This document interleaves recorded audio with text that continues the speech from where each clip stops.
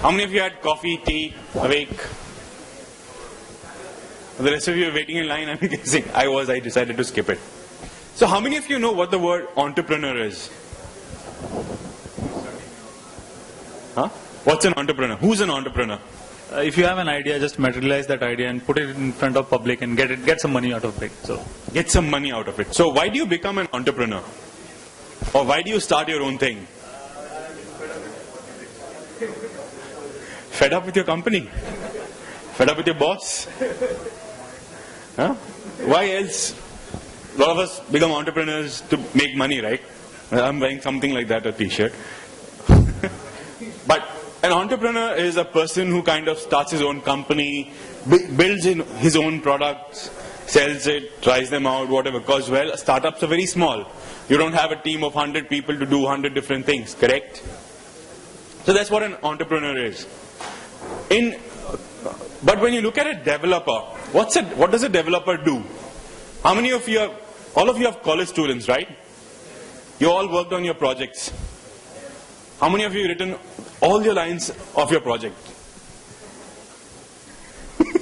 Good question, right? How many of you worked in teams in a project?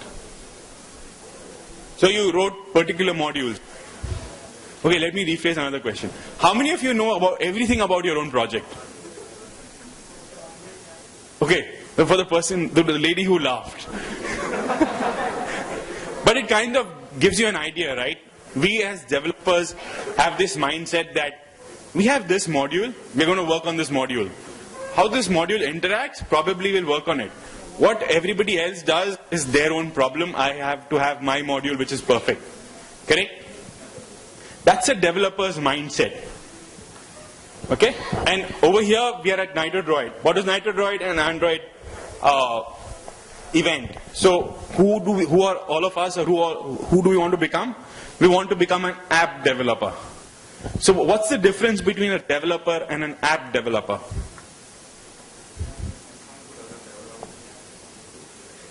Anybody who does not develop apps is a developer. He is a subset or out of the union or Venn diagram, probably outside the Venn diagram. Right? So there's a big difference in an app developer and a developer. An app developer usually does, there are app development companies or products that are built entirely by one person. So what does that one person end up doing? He's written the app, correct? He's built the UI. How many of you use Instapaper or heard of Paper? So Instapaper is kind of a service that allows you to read articles later. Right? You go, you save, you read them later. So, but when you have an app, you're looking at something. You're looking at a user interface, right? There is some color to it. There's some design to it. Usually that one-man company, that same developer is also the UI designer. Correct? A lot of us Android developers, we develop our UIs in XML. We are not designers by let's say, degree or by anything. We're just designers by choice because it's our app. We are the ones who are going to design it. We select what are the background colors, foreground colors, etc. Or well, we pick it up from somebody else's app. But that's an app developer. What's an app entrepreneur? There's a developer who's worried about only this much and laughs if you ask him what's the rest. And app developers who, well, has probably developed the entire app. He's done a lot of design, etc. What's an app entrepreneur then? He becomes a product manager also. What else is an app entrepreneur doing? He's marketing it. He's trying to find ways of making money, correct? So he's doing everything that an entrepreneur is doing, right? He's the developer. He is, in many cases, if it's a one-man company, the heart and soul of the company. He is the developer, he is the designer, etc., etc. But many of us are still in that mindset that I'm a developer, I'm just going to write code. I'm not going to do anything on Photoshop. I'm not going to read up on color theory or contrast issues or anything like that. That's not my job. Marketing, well, it's not my job. Somebody else will go and sell it. Financing, I don't even know anything about it. Right? How do I save money, make money? I don't know. I just spend all my salary. Right? No, we as developers don't think all of that, right? In fact, any income tax people here have not even filled my returns till date. But that's how developers are, right? We don't think of everything else. We love I equal to 0, but to a layman he's like, why are there 2 equal to this? Correct? Nobody will understand that. So, but that's the journey. That's what we need to become. We need to become app entrepreneurs. We need to take our app and sell it and make millions of dollars. Forget rupees. Dollars is doing very well right now, right? And we need to be famous. We want to be the next Mark Zuckerberg, Bill Gates, or Sergey Brin, Larry Page. Name it, you want to be it. Mostly because they're all rich, right? So who are all laughing know what I'm talking about. So this is how we as developers think. My code has bugs. I'm not going to release it. I'm going to fix bugs. I'm going to test everything and I'm going to fix bugs. Right? That's our mindset. But what happens? How many Android devices are there in the world? How many unique Android devices are there in the world? The funny thing about Android, or well, the software development, your code is never going to be perfect. Something is always going to break. However perfect you try to make it. So we have a mindset, people don't release it. Me and Soham and a few other people know of a developer who didn't release his app for 2 years because he kept fixing it and fixing it and fixing it for 2 years. Right? Who fixes an app for 2 years? Because you'll always, the more you add features, the more bugs you introduce, right? One line of code is probably a bug. You never know. Then we want an ideal solution. I need to use the least amount of CPU cycles, the least amount of RAM, and change the world. Is that possible? But we still try to do that, right? I'm making a network call. What call can I do in that and save battery and do this and do that? We all try to do that, right? How many of you have learned, okay, I forgot what it's actually called. We have O of n and O log n and all that. That complexity, yes. That actually trains us to think like that. We need to reduce the complexity. How can I use 2 for loops instead of 3 for loops? Right? We learned that in college. Unfortunately, we are taught like that. But that's when you think like an entrepreneur, you should stop thinking like that. And what do we as developers miss? How are people going to buy my app until I market it? Unless I go tell people, Bhaiya, mera app dekh lo na, khareed lo na, ₹1 do na. Nobody's going to buy. Correct? People, how many people travel by train? Everybody, right? So everybody will know this. Chaya, chaya, chaya, chaya. If that guy didn't do that, would anybody buy tea? Or know he passed by in the train? So what's that guy doing? He's marketing. Irrespective of how good or bad that tea is, I'm not a tea drinker, so I don't know how good tea is on trains. But he's marketing it. And sometimes marketing is enough to sell your product. Correct? We as developers don't think about marketing. What else don't we think about? We all think of cardboard boxes. Whenever we order anything online, it comes in a beautiful cardboard box. We have to open it, we have to look at it and saying, oh, unboxing of this. But what does that boxing actually do? It's distribution, right? How many of you ever thought of how am I going to distribute my app or my project to my, well, you don't distribute your app to your teachers. How many of you distribute your app to your juniors and get it from your seniors? There's a very good distribution cycle in colleges, right? Your projects go from, everybody knows what I'm talking about. But there's a distribution cycle, right? It's a word of mouth distribution. Of course, I did my engineering like half a decade or more ago. Now it might have gone totally online where everybody is like, oh, Facebook, there's a college group and project subgroup. Or, I don't know. You guys might have that.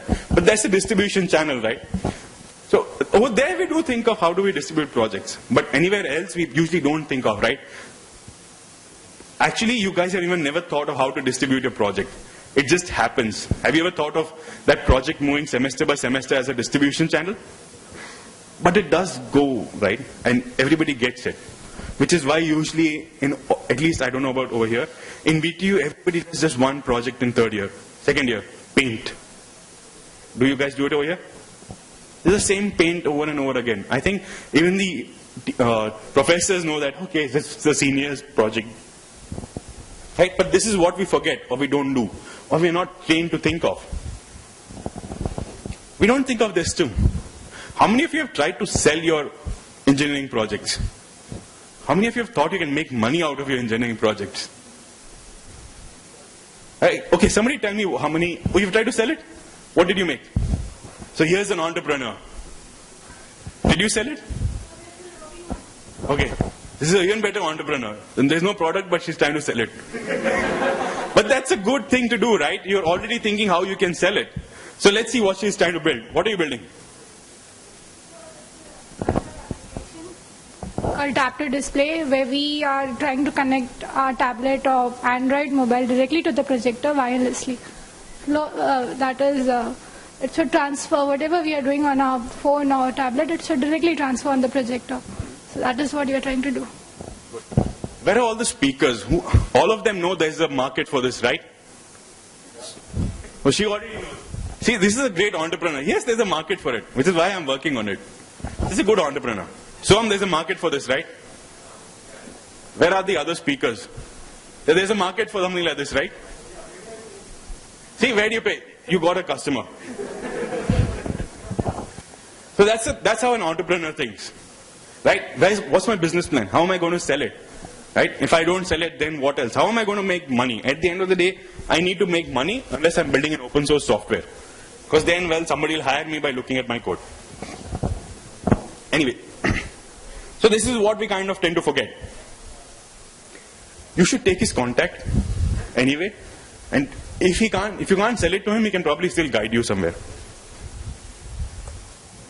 So over here, I have a very simplistic, rudimentary kind of app development lifecycle, or even a project development lifecycle. You have an idea, bling bling. Yes, I have a great idea. Then you think about your idea probably a little. Then you start developing it, and then you distribute it, and then there's a maintenance phase where you keep fixing bugs, etc., and various things you do over there, or update the product with new features.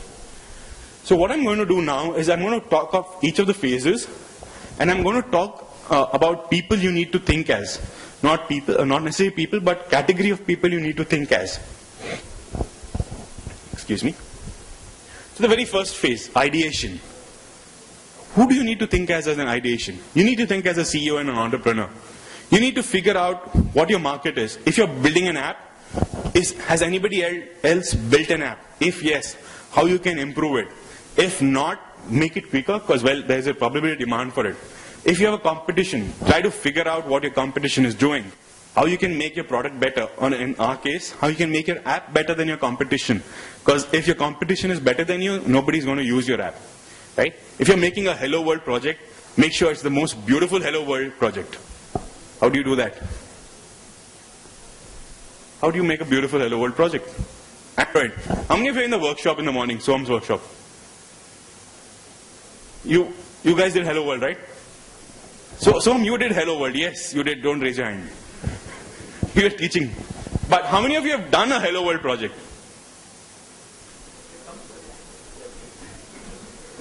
Okay, on any programming language, on any platform, how many of you have done Hello World? Some people are like, have I done, have I not? What's going on here? How many of you have not done a Hello World project? Now people are like, okay, no, I'm not reading that. Okay, so what does Hello World project do? Yeah, and how can you beautify Hello World? Print it beautifully. What does printed beautifully mean? Is it put Hello World and then Katrina Kaif or Ranbir Kapoor? Huh? Change the font or color? What else can you do? Come on people, think of ideas. What else can you do? If you were to make a Hello World app and sell it, what would you do? How is he going to say it? Just in English? Then how is it different? He's a Martian and he's saying Hello World. And he knows English.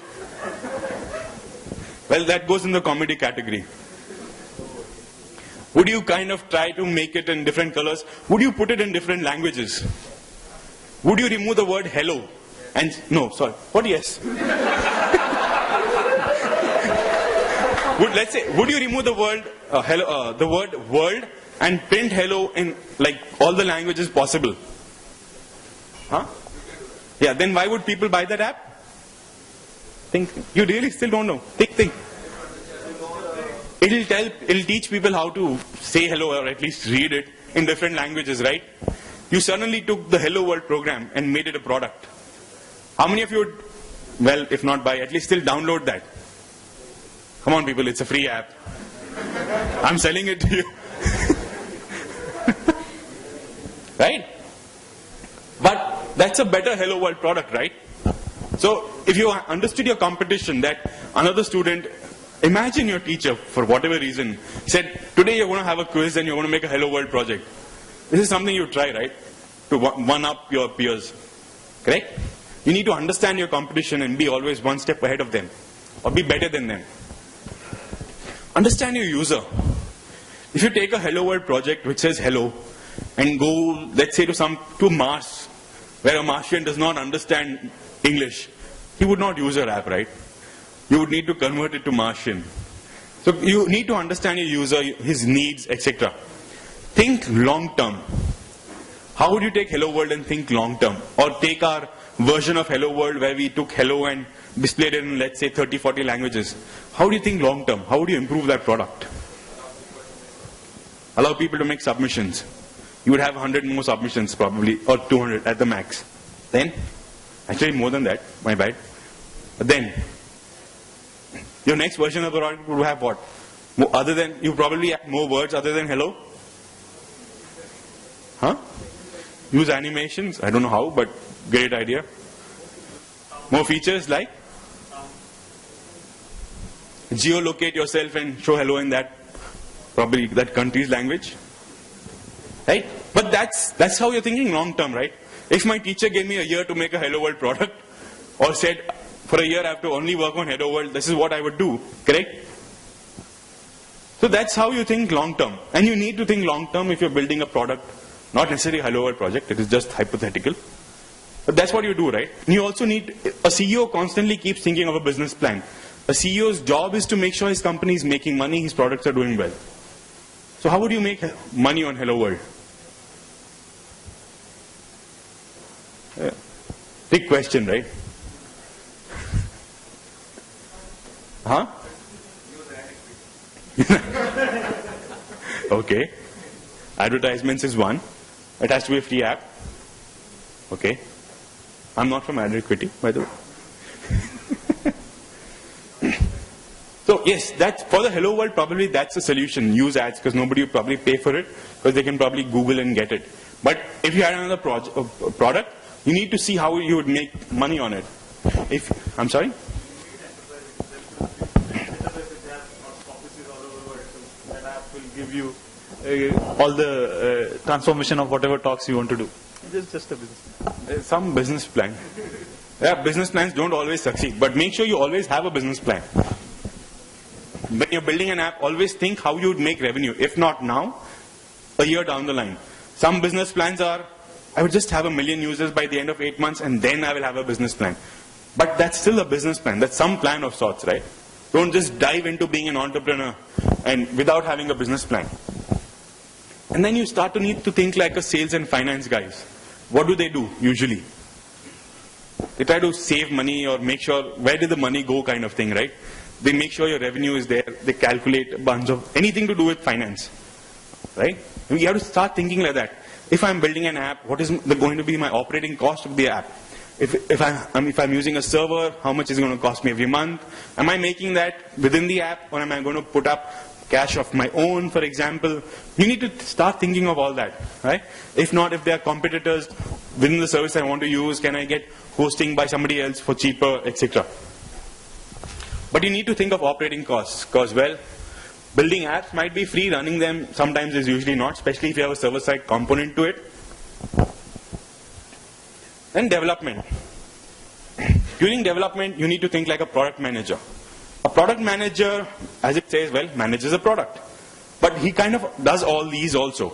He decides when to ship the product. Is it ready to ship? Let's say I'm a product manager for a ship. Literally the term when to ship comes, if I put it out, will it sink or float? If my ship floats, it's seaworthy. If my product goes out and, well, gets to do something, or as people call it, the minimal viable product, where it adds value to the end user, right? That decides whether your product is ready to ship or not. Just a Hello World screen that does nothing, please don't ship it. Right? Do something with it, and then you can kind of show it off. Right? A product manager also decides, he has a bunch of features. Okay, hello world needs to change color, change languages. He decides the priority of those features. How long each of them will take to build, what are the resources required, how much time will it take. He also has to keep in mind when I need to release my next version. I cannot just keep developing for 2 years, right? I need to release it sometime. Because if I don't take a product and give it to the end user, I'll never know whether it's good or not. Your mother will always say what you're doing is awesome. And she's your mother. She will always say that. It's a job. But you never know, right? It's the end user who matters. So never take a hello world. Trust me, take a hello world, go show it to your mom, she will love it. Unless anybody here with whose mother is a developer, don't do that. Unless you've never showed it to her before and you're not in computer science. Yes, then go ahead and do that. She will love it. Yeah, but that's what a product manager does. He decides what I'm going to work on, which features we're going to add, which are the features I can skip for this version. Okay, I'm not able to get it out in this release because, well, either it has bugs or I don't have time for it. We'll skip it to the next version. That's what the product manager does. You need to think like him because, well, shipping is everything. It's a term in startups. Right? So decide what makes the minimal viable product. We just discussed this. Then user feedback loop. As I mentioned, user feedback is always important. If you have 100 users and 99 people tell you that your fonts are not readable, what are you going to do? What are you going to do? Change the font. Yeah, right? User feedback is important. You might have brilliant eyesight, 40-40, I don't know whether the term exists. But if people can't use your product or can't read anything in your product, basically can't use your product, they will give you feedback. And if somebody is giving you feedback, he's a very important user. Because nobody gives feedback. And if somebody gives you feedback and you correct it and give it back to him, he will give you feedback again. And that's the most important user that you'll ever have. Right? Somebody who keeps using your product and keeps giving you feedback. Of course, your mother will always give the same feedback. Right? So, do your apps have those feedback loops? In applications, there are various things you can do. You can ask the user to rate your app, or you can ask the user to kind of give him some sort of way to give a feedback. It can be a simple Google form. It can be other kind of services too. There are even companies that have literally come up just to do this. There's a company called HelpShift that is just for this user feedback and user servicing. Then there is application feedback loop. Okay, the terminology might be a little complicated. But what I'm basically trying to tell here, if your application fails on the user's device, make sure you have a mechanism to catch that failure, get it onto your system, kind of log it, and fix it. So there are various in applications especially, there are various bug tracking tools which will tell you, okay, even Google Play does this by the way, that this app crashed and this is why it crashed.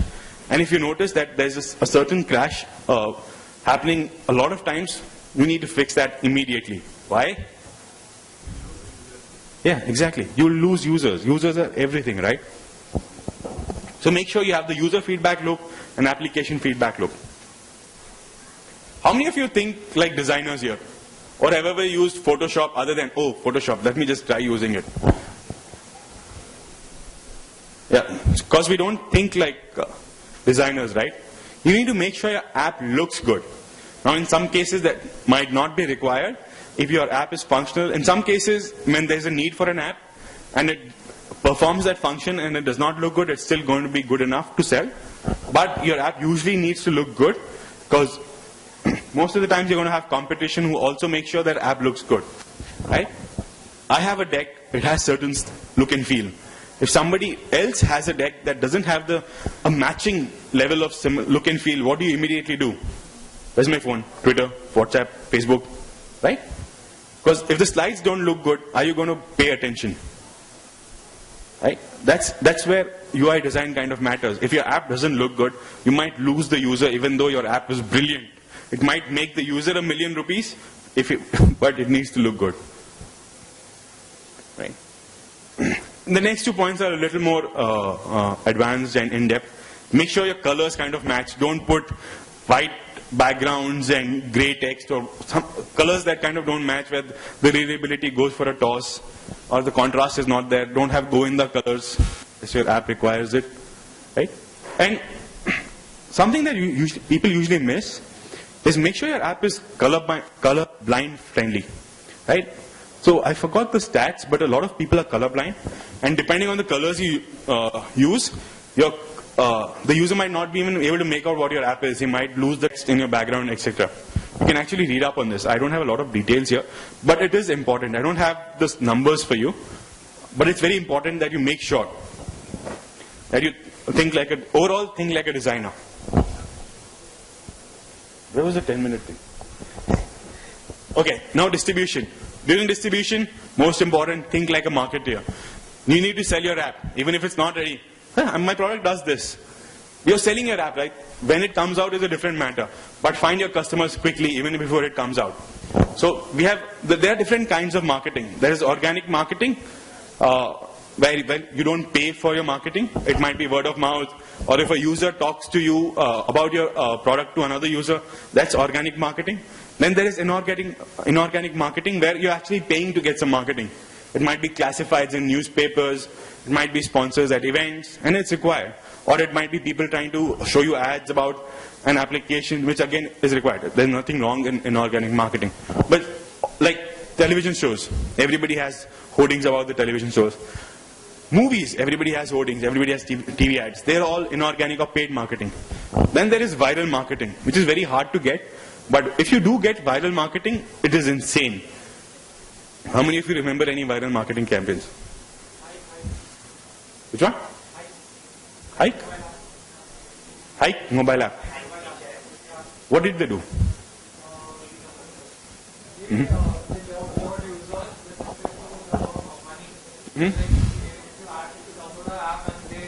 subscribe it and you give it to, you share it to other users, you will get a specified amount of money. 40 rupees fee charge or 50 rupees fee charge. But how do you know that campaign went viral? No, but was everybody talking about it? Viral campaigns, everybody talks about it. Okay. So that's some sort of viral. How many of you have been getting messages, WeChat pin, not WeChat pin, BB pins? Here's my BB pin, what's your BB pin?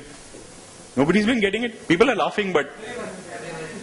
Okay, while it's not a viral marketing campaign, it's still viral, right? Everybody's talking about it. Well, people might be making jokes about it. The best one I heard was, well, all the BlackBerry people are going, what is your BB pin? The Nokia guys are going, meko patli pin charger do na yaar. But it's still, it's not BlackBerry doing it, but it's still a viral marketing campaign, right? It's not even a campaign, but it's viral marketing, right? And if you're an app developer, we're moving to the next point, events now. Make sure you go to events like these. You go to events, because all of us are mobile users, right? If I had an app, I would come to such an event, because, well, my target audience is here. You need to go to events, talk to people. If not, if people don't use your app, they will still give you some feedback, because it's a community. That's what communities do, right? You need to have a website. You need to have a blog. You need to have a Twitter handle. You need to have Facebook. You need to do all that and make some noise over there. Because if you're not marketing your product, nobody knows about it, right? You also need to think like a product manager again. If you have a product, and somebody else needs to use it, it's a product where, let's say it's a developer API product, something. Okay? It's a database. Let's think it's a database. How many of you did well in your database tests? Otherwise, I won't use this example. Okay, only two. I'm not using this example. Imagine it's a server company which is giving you servers, right? They need to evangelize their product. They need to make sure that you understand their product. It is simple for you, right? If you have a problem, solve the problem for you, right? So that you start using the product. Because if you're not using their product, they're not making any money. They have to literally evangelize the product. They need to provide you technical support. That's what it is, right? So sometimes the companies need not directly evangelize. All of us who are speaking, we're all evangelizing Android in a way. We're not doing it directly because Google is paying us or anybody's paying us. We love the product. So sometimes evangelizing can be inorganic also, right? But we are evangelizing it. As a product manager, if you have a product, you need to evangelize it, right? So I'm from an ad network. I'm from VServe. I would evangelize it.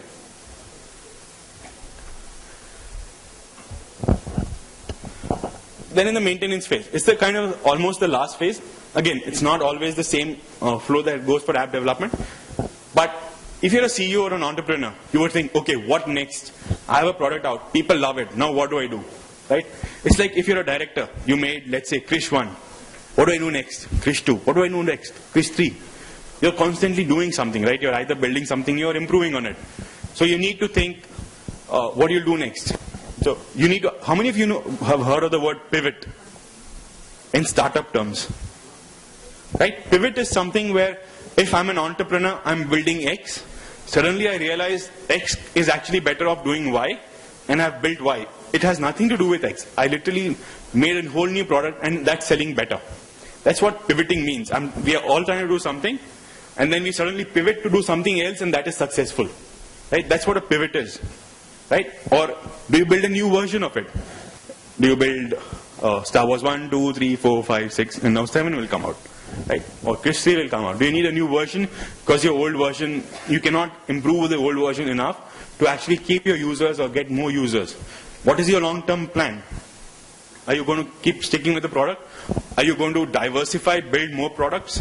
So you either diversify horizontally, build more products, or you improve your products vertically. That's how many of you have heard the business terms horizontal and vertical? This is what that means. Horizontal is where you build different products, and vertical is where you take one product and improve it. Right? Remember that. How many of you plan to do an MBA? One day you can thank me for teaching you this one term. Think like sales and finance. Again, you need to constantly keep thinking about your revenue. Are you making money? Are you making money? If people have invested in you, are they making money? Is everybody happy?